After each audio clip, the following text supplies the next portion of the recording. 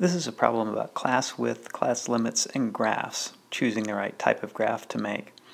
And so what we have here is a sample of 100 customers right here, and we're trying to determine the number of purchase transactions that have been completed by each customer in the past year.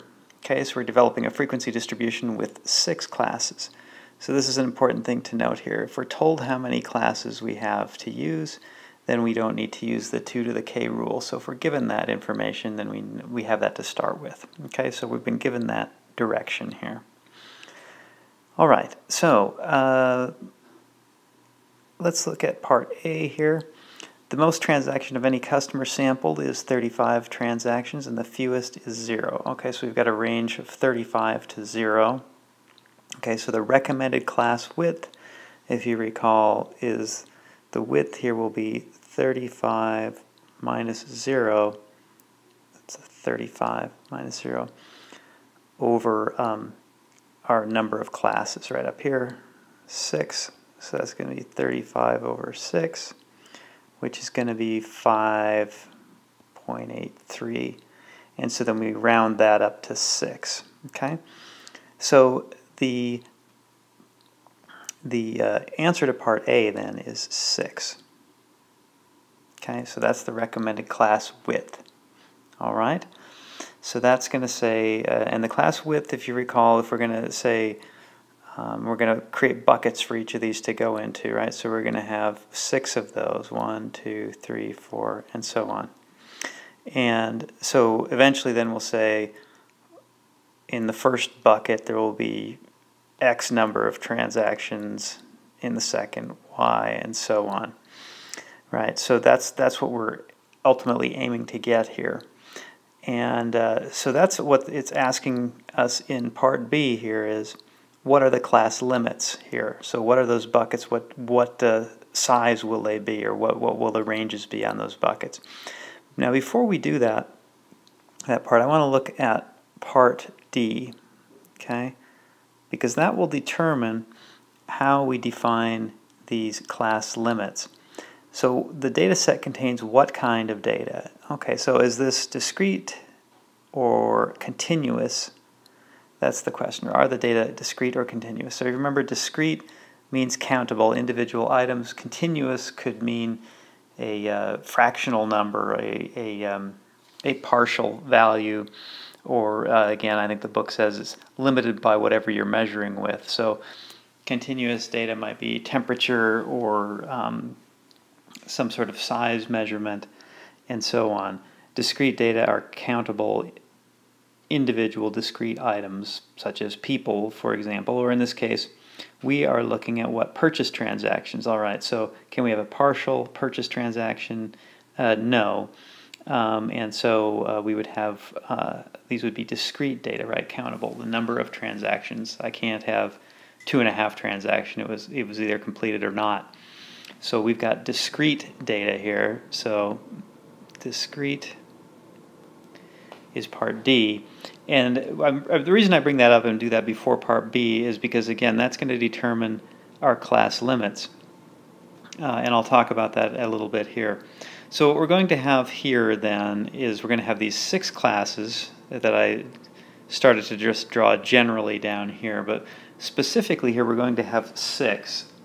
And what those are going to be in this case, right, we'll take the first 6, so 0 to 5 would be our first bucket, 6 to 11, 12 to 17,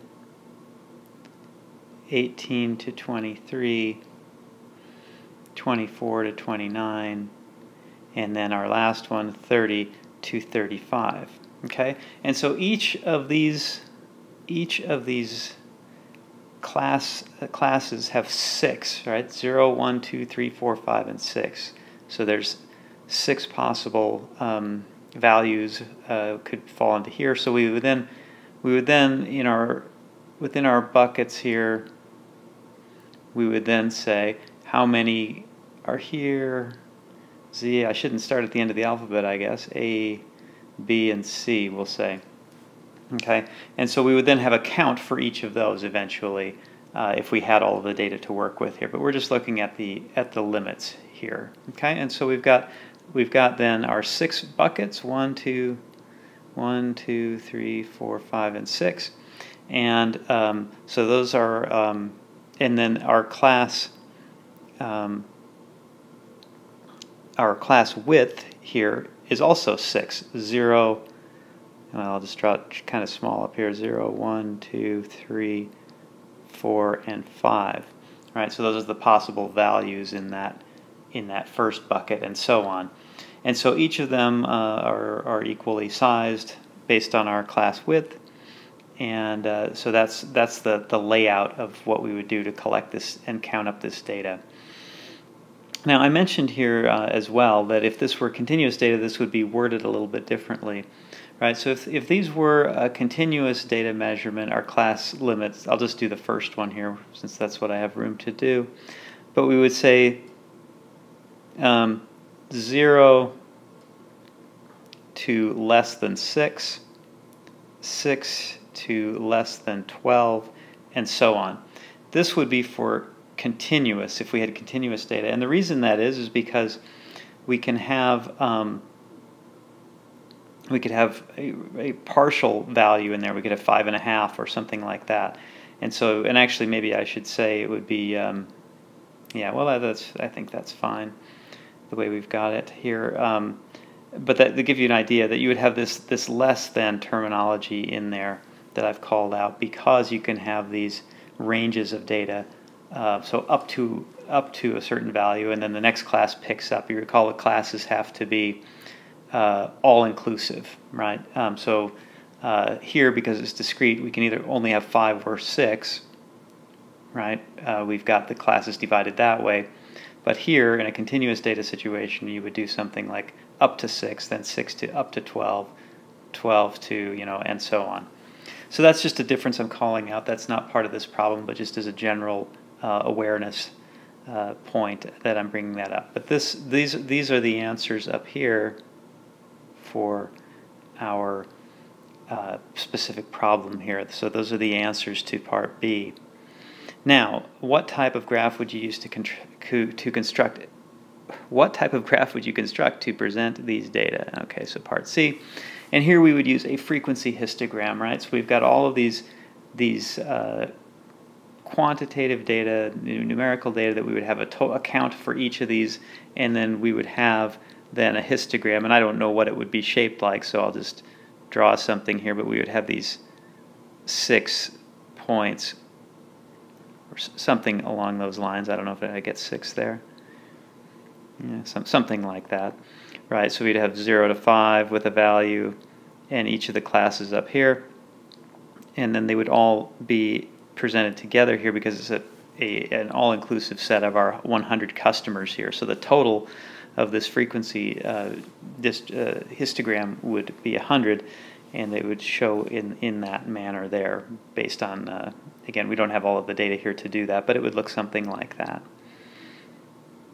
All right, so I think we've answered all the parts of this question. And again, just note a couple of things here.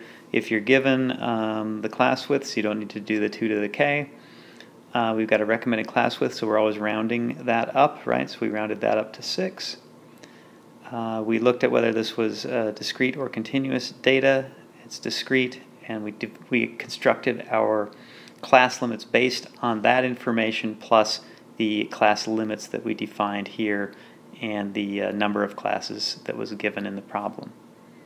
All right, and again we use a frequency histogram to present